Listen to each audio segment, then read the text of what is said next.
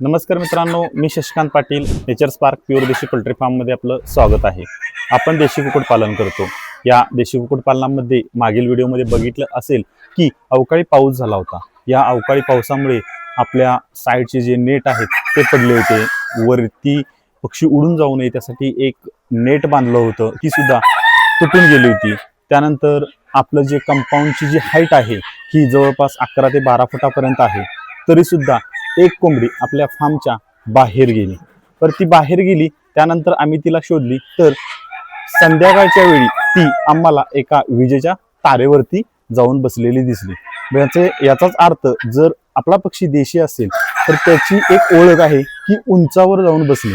हिंस्र जे प्राणी आहेत त्याच्या बचावासाठी ती सगळ्यात उंच जागा बघत असते आणि त्या ठिकाणी जाऊन बसत असते.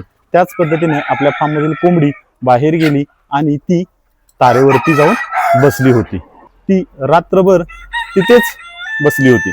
म्हणजे हा जो पक्षी आहे हा स्वतःचं संरक्षण स्वतः करू शकतो.